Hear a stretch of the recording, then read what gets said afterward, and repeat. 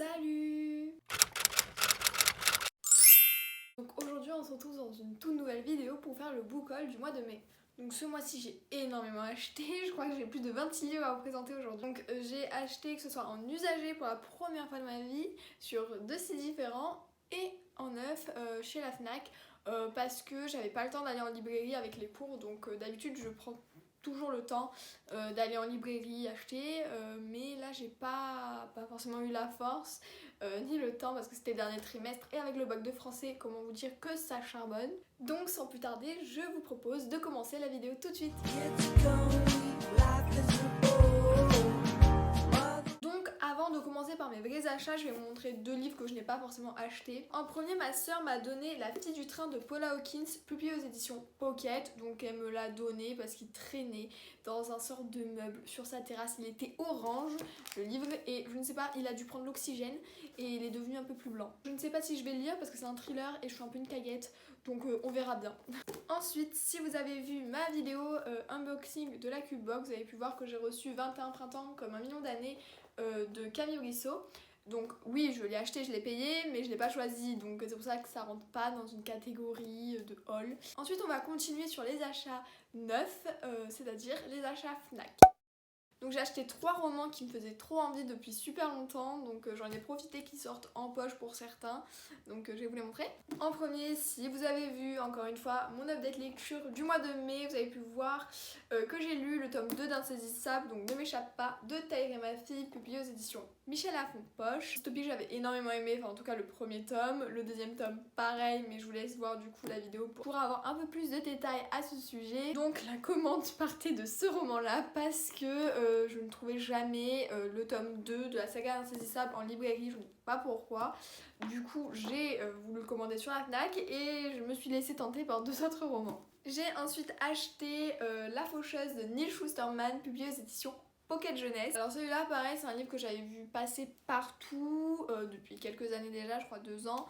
Enfin je sais plus, mais c'est approximatif, vous avez compris. Et en fait je savais pas qu'ils étaient sortis en poche, du coup bah moi je préfère acheter en poche parce que niveau qualité-prix c'est mieux.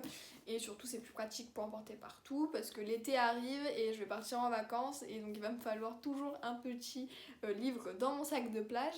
Et donc le format poche bah, c'est le best quoi. Ensuite j'ai acheté le roman par excellence que tout le monde lit en ce moment parce qu'il a reçu une vibe mais genre aussi haute que Harry Potter j'ai l'impression. C'est Nous les menteurs de Hillocart, donc publié aux éditions Gallimard Jeunesse dans la collection Pulp Fiction. Je n'ai jamais compris pourquoi d'un coup ce livre a reçu autant de succès d'un coup et je l'avais pas dans ma palle et je ne sais même pas de quoi il parle, mais je l'ai acheté parce que je suis un mouton et que je veux voir ce que ça donne en espérant que je sois pas déçue comme j'ai été déçue avec l'année de grâce. Ensuite on va passer au premier achat usagé, donc ceux de chez Momox.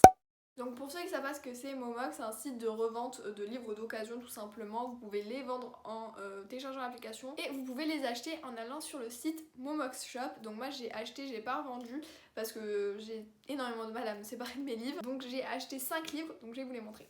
Donc j'ai pris que des très bon état, sauf un bon état, mais je vous recommande pas du tout de prendre les états en dessous de très bon état parce que sinon c'est vraiment... comment dire, pour des grands fans de livres, ça fait mal au cœur de voir un livre comme ça. Donc j'ai acheté Diabolo Fraise de Sabrina Pensala, publié aux éditions Sarbacane dans la collection Exprime, donc vous avez pu le voir dans mon update lecture de mai lui aussi. Ça c'est un livre que je voulais vraiment trouver en occasion parce que les grands formats, c'est pas que c'est cher, mais quand tu achètes un grand format tu réduis du coup tes achats. Je voulais vraiment le trouver en usagé et je l'ai eu pour 8€ je crois au lieu de 17, donc c'est vraiment moins 50% et il est en super bon état. Ensuite je vais vous montrer un livre qui a reçu une maltraitance par son ancien maître, qui est Tu Alaska de John Green, publié aux éditions Gallimard Jeunesse dans la collection Pulp Fiction. Vous avez pu voir, il est gravagé, franchement, on dirait qu'elle a mordu, qu'elle a mis dans sa bouche, je sais pas ce qu'elle a fait avec. Ça me fait mal au cœur de voir un livre dans cet état là. J'ai essayé de le nettoyer par exemple parce qu'il y avait des petits traits là, rien ne part. Je l'ai lu aussi mais vous le verrez dans mon update lecture du mois de juin. Pareil c'est un livre que je cherchais depuis pas mal de temps et je l'ai vu à 1,50€ je crois sur le site en bon état, j'ai foncé. Mais j'aurais dû réfléchir à 2 fois avant de l'acheter vu son état. Petite anecdote, il y avait une photo d'une personne qui était dans une calèche à un mariage. Bon, j'ai jeté la photo parce que je voulais pas de photos de personnes que je connaissais pas dans mon livre. Ensuite, j'ai acheté Les filles du docteur March se marie de Louisa May Alcott, publié aux éditions Casterman. Donc celui-là, je pense que si vous avez vu ma dernière vidéo, vous avez pu entendre la petite histoire qui se cache derrière cette saga. Là, j'ai trouvé un hardcover, donc dans une ancienne édition, et je la trouve trop belle. Et pour continuer la tradition, j'ai dédicacé mon livre, encore une fois. En fait, pour rigoler, j'ai gardé exactement les mêmes critères que j'avais écrit à mes 7 ans. Ensuite, pour continuer avec ma nostalgie d'enfance, j'ai acheté Le Journal d'Aurore, toujours fâché, donc le tome 2 de Marie Desplechin, publié aux éditions L'École des Loisirs. Donc pareil, le premier tome, je l'avais lu, je crois que j'étais en 5e, 4e, et je l'avais vu donc en occasion en très bon état, qu'on pouvait voir, à 1,50€. Du coup, je l'ai acheté parce que déjà, je veux continuer le petit dessin dans ma bibliothèque, et parce que je m'en souviens que j'avais énormément rigolé quand j'avais lu le premier tome. Et je me suis dit, pour faire un retour en enfance, enfin pas en enfance, mais j'avais 11-12 ans, donc on va dire en début d'adolescence. Genre pour l'état et le prix, je voulais l'acheter rien que pour combler ma collection. Et je crois qu'il y avait le tome 3 aussi, mais j'ai préféré d'abord lire le 2 avant d'acheter la suite.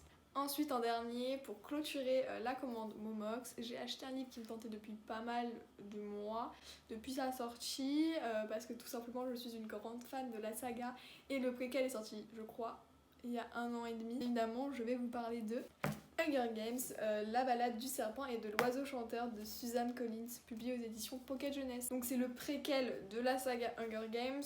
Là, on va suivre le président Snow. Et je crois... je voulais lire absolument, sauf qu'une de mes amies qui était aussi fan des Hunger Games m'a dit qu'il était nul. Du coup, je voulais pas casser le mythe des Hunger Games alors que j'étais vraiment fan, j'étais là à l'apogée du fanatisme, franchement. J'étais au max. Et du coup, je voulais pas tout ruiner. Là, j'ai pris un peu plus de recul. Et je me suis dit du coup que si je n'aimais pas ce préquel, je différencierais ce préquel-là au reste de la saga. En espérant qu'il va me plaire parce que je l'ai vraiment pas eu pour cher aussi. Je crois que je l'ai eu à 9€, très bon état, pareil. Au lieu de 19,90€, donc j'ai économisé 10€. C'est quand même pas mal. Donc voilà pour les achats Momox. Maintenant, on va passer aux achats vintage. Alors, c'était la première fois de ma vie que je commandais vintage. J'avais jamais commandé avant parce que j'avais un peu peur. Mais finalement j'ai sauté le pas avec une première commande et après j'étais tellement à l'aise avec la première vendeuse que j'en ai acheté d'autres. En premier sur Vinted, je cherchais Fangirl de Rainbow Rowell, publié aux éditions Castlemore. Simplement parce que j'ai l'impression que c'est un basique de booktube des années 2016. Vu que j'avais lu Eleanor and Park, donc de Rainbow Rowell, et que j'avais énormément aimé, je me suis dit je vais tester avec un autre livre pour voir. Donc j'ai acheté Fangirl en bon état, franchement, nickel. Et la vendeuse vendait également un livre qu'on assimile souvent à Fangirl, Elisa et ses monstres de Francesca Zappia, publié aux éditions Robert Laffont dans la collection R. Ces deux livres qu'en général on assimile l'un à l'autre parce qu'ils se ressemblent. Je me suis dit que j'allais tester pour voir si moi aussi je ressens la même chose, mais bien évidemment je ne vais pas les lire d'affilée. Je pense qu'il y aura quand même une marge de temps avant de lire l'un et l'autre pour pas du coup avoir l'impression de lire 2 fois le même roman. Donc j'ai décidé de racheter, donc pas à cette vendeuse mais à une autre, pour voir si j'avais juste eu de la chance de tomber sur une bonne vendeuse ou si l'appli Vinted était vraiment fiable. Donc je cherchais depuis pas mal de temps la saga Gossip Girl en livre parce que j'avais fini la série 2 fois je crois. Donc j'étais une grande fan de la série et je sais que entre la saga littéraire et la série télévisée, il y a énormément de différences et je voulais voir comment je les interprétais, comment j'allais le vivre et tout. Surtout pour le personnage de Chuck, je ne vous spoil pas, mais j'ai appris qu'il était totalement différent de la série. Ça me fait très mal au cœur parce que c'est un de mes personnages préférés, même si dans la première saison c'est vraiment un bâtard. Donc je cherchais partout et toutes les annonces étaient à 70, 100€ pour l'intégralité de la saga parce que j'allais pas acheter qu'un seul tome, ça n'avait aucun intérêt. Donc je cherchais et je ne trouvais pas les livres avec un prix abordable et avec un état convenable surtout parce que en général les personnes se permettaient de vendre les livres à plus de 110 balles mais franchement ils étaient défoncés. Un jour je tombe sur une annonce parce que je regardais tous les jours en fait et un jour je tombe sur une annonce d'une dame qui vendait les livres de 1 à 14 avec le préquel pour 18€. J'ai décidé de sauter le pas et de les acheter pour voir parce que dans tous les cas avec 18€ pour tout ce que j'avais et même tellement j'ai cherché je pouvais pas être déçue. Donc j'ai reçu les livres en format poche et en grand format, voilà. Édité chez Fleuve Noir, je sais pas du tout si ça existe encore et c'est écrit par Cécilie von Zigzar.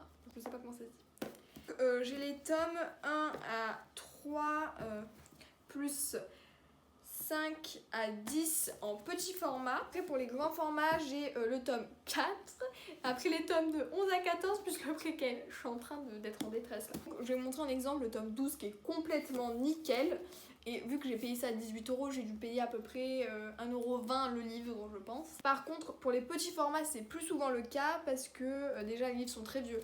Les livres ont plus de 10 ans parce qu'ils ne sont plus réédités depuis déjà quelques années. Ils sont sortis au début des années 2000 si je me trompe pas. Donc je pense que les vendeuses n'ont pas pensé à les garder en bon état parce qu'elles ne savaient pas que ça n'allait pas être réédité tout simplement.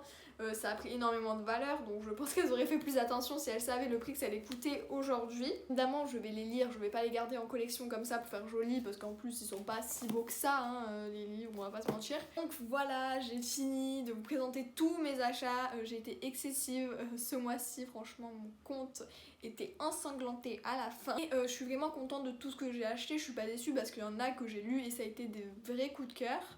Après franchement j'ai fait des bonnes affaires, c'est-à-dire que j'ai économisé je pense plus de 100€ en achetant en usagé et je pense que je le referai. Je l'ai même déjà fait ce mois-ci, j'ai déjà fait une commande Momox hier, donc j'ai hâte de recevoir ça et de vous présenter aussi les livres que j'ai achetés. Sur ce, je vous dis à la semaine prochaine pour une nouvelle vidéo que j'ai trop hâte de vous montrer parce que c'est un nouveau concept sur ma chaîne. Mais surtout, si cette vidéo vous a plu, n'hésitez pas à mettre un petit like et me dire en commentaire ce que vous avez acheté ce mois-ci. Et si vous voulez suivre un peu plus mes aventures au fil des pages, je vous conseille de vous abonner. Donc je vous dis à la semaine prochaine pour une nouvelle vidéo. Bye bye.